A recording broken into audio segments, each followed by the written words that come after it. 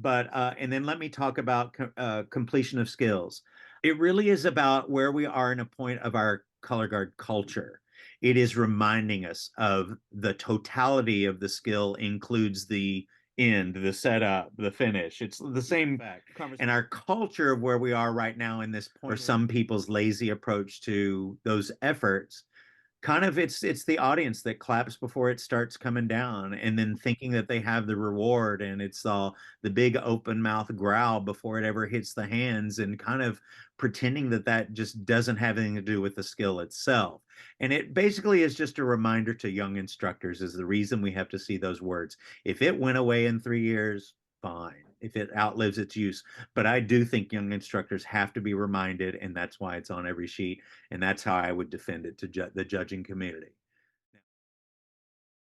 It was a conversation you guys had with advisory board members because this was debuted for them. I think they reacted to this, and it's very similar to what we talked about as craftsmanship. By the time you get to open or world, it should be an assumption, I would imagine.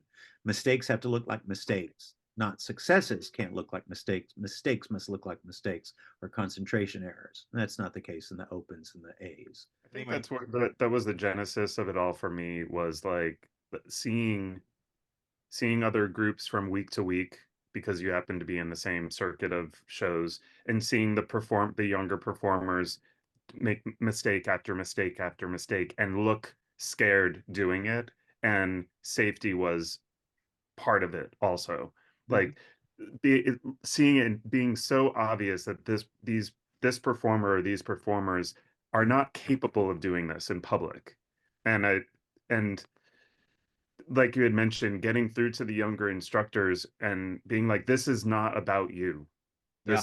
This performance is not about you. This is about the success of the performers. And they have to be able to complete it in rehearsal, in a warm-up, something, but just having seen it be unsuccessful week after week after week after week, it's like we at some point we can't be giving credit to that of the whole thing. You know, at some point you got to prove it. Yeah. Sorry. No, no, go ahead. It's different from just pure achievement or derived achievement. This is not, Susie dropped her stick this time, or, oh, they had 3 halves, they can't complete that skill. It is watching the performer that it's not even just not compatible for them. This is not, if it happens, it's by luck. There is not an ability for them to have that completion of skill is not in their wheelhouse. It's like teaching a brand new person to do an 8 with a turnaround. There's no way that completion of skill will ever occur. Like, they're not going to throw a beautiful 8 with great rotation because they just don't have what that takes.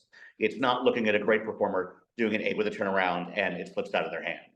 So there's a difference between the achievement. This isn't like, oh, that skill wasn't completed. Back to the discussion before, 42 of them did that and 2 of them dropped it. That's not about that. It's looking at the sampling of what you offer us. We have 5 people do that, and 5 of them do not have the ability to complete that skill. It's not they didn't catch that skill today. They all had that. All of our groups have that. It is that they do not have the ability, the compatibility, or even the appropriateness in the setting for them to achieve that skill. That's where it is for me.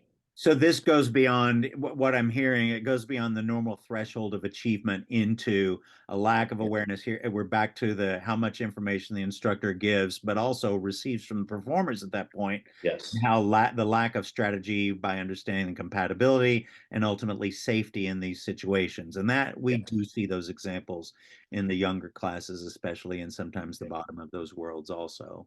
But that's what you're saying. We're not addressing achievement in a different way. This goes beyond the larger threshold of achievement into problematic. Yes. Good. And you think that's all classes, though we see it easier in the. Yeah, obviously less than the world class. I mean, the world class is very few exceptions, but the bottom of the world class, some of those groups that, you see pop up at WGI and just prelims that we haven't seen at all. Yep. You see it there a little bit. Yep. You're right. Becca, you want to chime in a little bit? I'm sorry, I didn't mean to derail you. I wanted to get. Oh, no, it's fine. I don't feel like I'm going to add a lot more than what Michael and Andy just said, but I might disagree just a little bit that it's not in the upper echelon of the world class. I do feel that the judges are better at being cognizant and calling it out in the regional A and A classes. And as we get up to the upper classes, they almost turned a blind eye sometimes.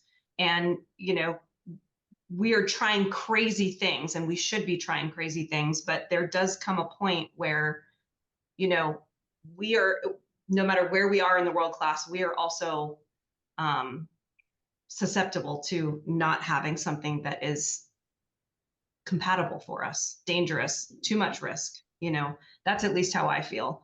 And I think it's few and far between, but seeing some upper echelon groups get credit for trying things and week after week after week being unsuccessful, where is that conversation? Is that conversation happening? I mean, I don't know. We can't listen to their tapes, but.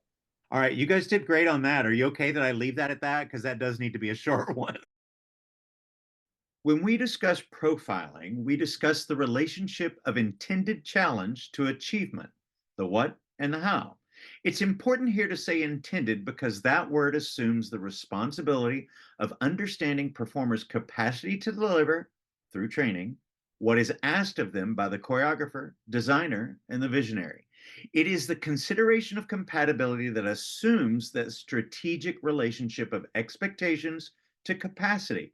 So when we talk about profiling, we have the what and the how. And what you have to know is that there are certain times, and we all know examples of when the excellence becomes so high that it's very easy to feel like, in fact, rewarded in a way that you feel like it elevates the what, that the how is so good that ultimately it elevates the what. But here, when we talk about completion of skills, and you heard, I think it was Andy suggest about the lack of training that goes beyond simple considerations of compatibility.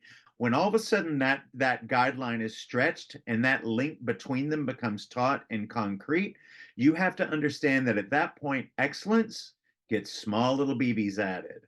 When you get to the point where you're having to deal with completion of skills, what will happen, which we don't see a lot, is that the excellence ends up pulling down the vocabulary, or the how pulls down the what. Happens in all caption. I'm sorry, but I just went to the IA language. I don't think it's just disconnect from the skills that were so poorly achieved, and so you take them out of the mix and factor everything else on their own. I think that you have to assume the cumulative vocabulary over the distance of the performance is impacted by those moments. I don't think you get to ignore those moments and then assume that all is well here. If you're going to take the time to put a skill into there, you ultimately have to be accountable for the ability of your performers to meet the challenge of that skill and manifest achievement. Hopefully that helps.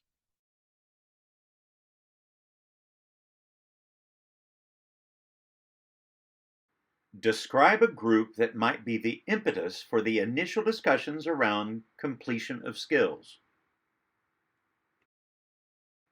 Before completion of skills was considered by the steering committee, what group discussed the need for completion of skills to be considered? This group was made up of representatives from groups with marked success. Does Karl, me, believe that completion of skills is a permanent fixture? Describe a situation where completion of skills might be considered beyond how we normally consider compatibility and achievement. When you see an extreme situation regarding completion of skills that might trigger the need for a scoring response, how might your response be different than that of our normal consideration of profiling?